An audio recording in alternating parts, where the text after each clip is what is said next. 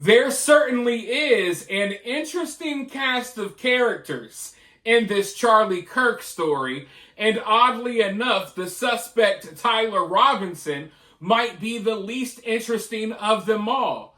I mean, just look at the old man, George Zinn, the first suspect that they took into custody and then released. The old man that was in the crowd that they arrested. They had him in handcuffs. They were dragging him out of the crowd. He was saying all types of crazy stuff. His pants were falling to the ground. People in the crowd reported that he admitted to doing it in the moments after Charlie was hit. Now, I don't know if that's true or not, but that's what people in the crowd said. Now, we know he didn't do it after all, right? We know that now. But isn't it odd how all of that went down? And if you think that's crazy, just take a look at his strange background. In fact, take a look at this clip really quickly, and then I'll be right back. Now, all you conspiracy theorists out there, I don't want you going crazy, but what are the odds that George Zinn, the patsy that was arrested at the Charlie Kirk assassination, also saw 9/11, he saw the planes fly into the buildings and called that in and reported it, and then he also called in a fake terrorist attack at the Boston Marathon bombing, and just so happened to get arrested at Charlie Kirk's event.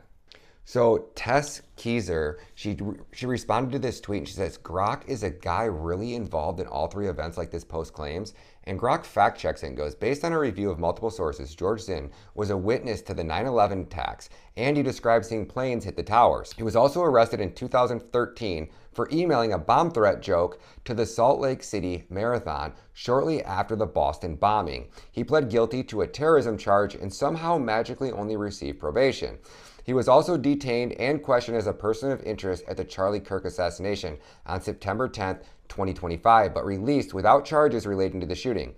Then Grok went on and made sure that it told you there is no credible evidence that supports claims of his involvement in 9/11's false flag, facilitating Kirk's deaths, or Mossad ties. The main suspect in Kirk's killing is now Tyler Robinson, and he is in custody. So I asked Grok to break this one down for us, and it says, and it wouldn't give me an answer first. It said it's impossible to calculate. Well, I said, use statistical probability and give me a ballpark stat on the probability of him being at all three major events. And it goes through here and it breaks it down. Then we get down here to the very bottom where it combines the probability right here. Combined probability. And it says it is equal to 0.705% or 5 times 10 to the power of 8. That translates to approximately 1 in 2 billion. Does all of that seem normal to you? So yeah, folks, George Zinn has lived one hell of a life. He's been involved in some radical behavior of his own, and somehow, some way, he seems to be in the right spot for historical moments, especially historical moments in September. But we're not even really here to talk about George Zinn. We're actually here to talk about David. Now, some of you may be wondering, who in the hell is David? Well, David is the guy that we saw cheering in the crowd. After Charlie got shot, literally like seconds, milliseconds after he got shot, David's the guy that was standing up, cheering. Now, since that video was released, David has come forward with excuses saying that he was chanting USA, USA, USA, claiming that he was trying to cause some sort of distraction, right? To take the suspect's focus all off of Charlie Kirk and his security team. Now, when I heard that excuse, I thought it was absolutely ridiculous. You can see in the moment that he looks happy that he's cheering. But new footage has been released, and there are people chanting USA, and it looks like he may be chanting USA as well. But that doesn't mean that he's trying to cause a distraction.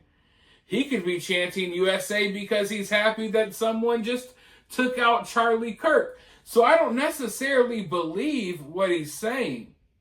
I don't believe what he's saying. But there is a clip out there.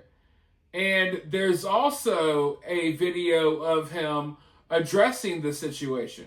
I want to go ahead and show you both of those really quickly. Then I'll be right back.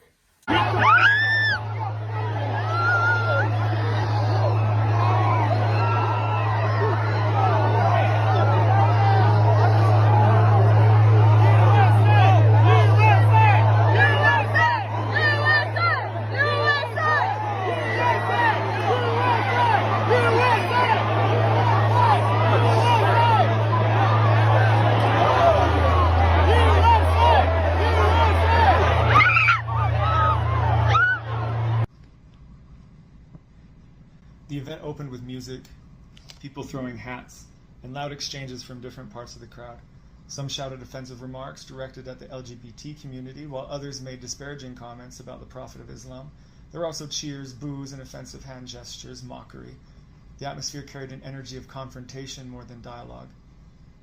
The first debater tried to persuade Charlie to adopt Mormonism, but the exchange drifted into a disjointed back and forth of opinions. The audience eventually booed him off the platform. Another speaker raised the idea of restricting gun rights for transgender individuals. Citing Donald Trump as an influence, he began to reference statistics and posed a question. Charlie's response turned to the subject of gang violence as a part of the mass shooting statistics. At that point, I did not see what happened directly. My head was lowered while I listened. When I heard a sharp crack, at first I thought it might have been fireworks or a disruptive prank, so I looked up to the horizon for smoke. When none appeared, I realized it must have been a firearm. My friend reacted in horror, saying Charlie had been struck. His voice and description told me how serious it was. Based on his reaction, I believed Charlie had been gravely injured. I instinctively checked the security team's movement, though I have no affiliation with them. Realizing the situation was dangerous, I stood and shouted USA, not as a provocation, but to project strength, encourage others, and create a distraction that might help calm panic or even save lives. At that moment, no one knew whether this was a lone shooter or something coordinated. My friend was devastated. He admitted he admired Charlie deeply. I only knew Charlie through minimal content, but would never wish to celebrate harm to anyone. Because of my background as a soldier, I was able to stay calm under stress, focus on protecting and comforting my friend. Afterward, I called my wife to let her know I was safe. Once traffic eased, we left. Look, I'm not even trying to be super skeptical here. I'm not trying to pick apart his every word. But was that statement not awkward as hell? Like, I feel like he's trying to say that he's kind of like maybe a fan of Charlie, or he's leaning towards, you know, like he's more so a fan of Charlie as opposed to someone who hates Charlie. But his opening statement, when he starts talking about they were talking offensive language about LGBTQ and all of that stuff, it really sounds like he's one of them. And the statement doesn't necessarily come off as sincere. At the same time, though, we do have the video of the USA chants. I don't know what this guy was thinking in the moment. I don't think I believe him. But at the same time, I don't know if this is just like some guy who's like kind of awkward or something like that. I don't know. And when he's reading his statement, it definitely comes off as super awkward. Because, look, if you really want to sound sincere, you just need to speak from your heart. I would suggest for people, if they're ever in a situation where they want to sound sincere and they want to deliver a message, speak from your heart. Reading from a piece of paper, reading something that you wrote down doesn't always translate well. I'm aware that not everyone can sit down and fluently talk in front of a camera, but even if you're not good at it, it will come off as more sincere than reading something that's written down. But in his message, the video that we just watched, it feels kind of like he's reading someone else's words, not his own. Like, it feels like he's almost reading something that's unfamiliar to him. Like, dude, did you not just write this down? Now, it could just be Chat GPT. It probably is, but I don't know. However, that's not the only video he posted. When he posted that video, I was like, man, this is some just whacked out, stupid ass excuse that this guy came up with. But then he posted another video after that. And this video has me, I don't know how to feel about it. Let's just go ahead and watch it real quick. Then I'll be right back with more. You know, all this chatter is absolutely incredible, but I'm actually really burnt. I'm honestly like the happiest person you have ever met in your entire life. And I am absolutely sick of all of my soldiers, including Charlie, dying so you guys can mock each other. Mock away and see what happens. I am done with my soldiers dying while everyone just mocks each other. Mock, mock, mock. You think that that's a solution? You know, every major religion speaks out against mockery. And I saw mockery. And I saw a mob just energized with mockery. Absolutely laughing. This is John Oliver. This is Matt Walsh. This is Louder with Crowder. This is all the mockery that's existed on both sides of the equation. And it's killing my soldiers, my people, and I'm done. I don't want to see my men die anymore. I'm sick of it. I'm sick. I didn't see Charlie die.